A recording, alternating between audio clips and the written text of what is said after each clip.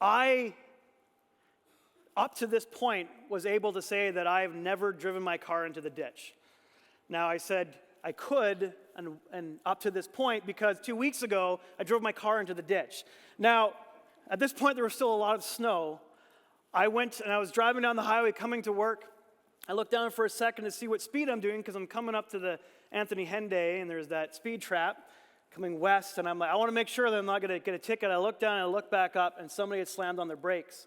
Now, I didn't have a second to be able to brake. I knew I was going to hit this person, so in the midst, I cranked my wheel to come around him. The road was slick. I lost control of my car, and it went right into the ditch full of snow. Now, in this moment, I'm like, oh my goodness, I'm going to be late for work. I'm stuck in the ditch. I'm like, well, guess I'm going to phone AMA. Oh, crap, my wallet's in my other jacket. I don't have my card. I have my cell phone. I'm thinking, okay, I know Carmen's coming into the city so much later. Maybe she'll see me on the road and bring my wallet or something. And so I'm like, being a man, I decide, no, I can get my car out of the ditch. Right? Now, this is my little Pontiac Wave, little hatchback. Now, to its credit, I did get halfway out. I was actually really surprised. I have some good winter tires on there, but of course with about 3 to 4 feet of snow, yeah, I ain't getting out. But I am determined. I got a standard, so I'm just, I am doing the both pedals thing, and I am rocking this thing out. And all of a sudden, I'm looking backwards, and this like 1998, Ford F-150 stops, right? And this guy gets out of this truck. Now, this is somebody that if you saw in a back alley, you would avoid. If you saw him downtown, you would assume that he is homeless. Like, this is what this guy, like, this is somebody you're driving, that he was hitchhiking, you're like, hell no.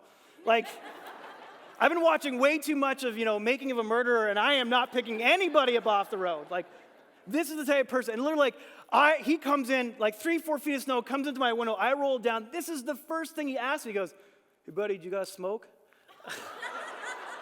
I'm like, no, sorry, man. He's like, oh, man. All right, I'll grab the chain, I'll pull you out. And I'm just,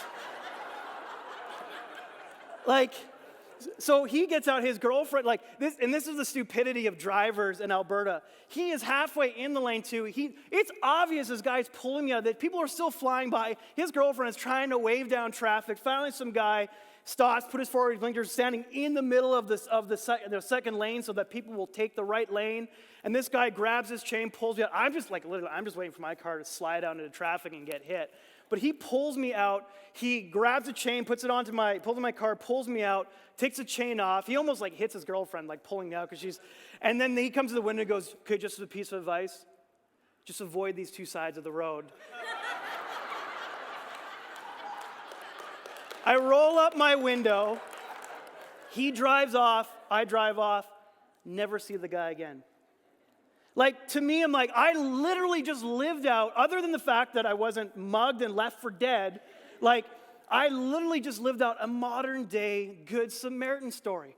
The person that we have this idea of who or what they are solely by their outside, and people are driving by just watching me come on, my tires are spinning, this little car is just rocky, people are just flying by, and this guy, who you would assume is not going to help anybody, stops on the side of the road and helps. See, the religious leaders had all the right answers in that Jesus' time, but no real hope for the people that so desperately needed it.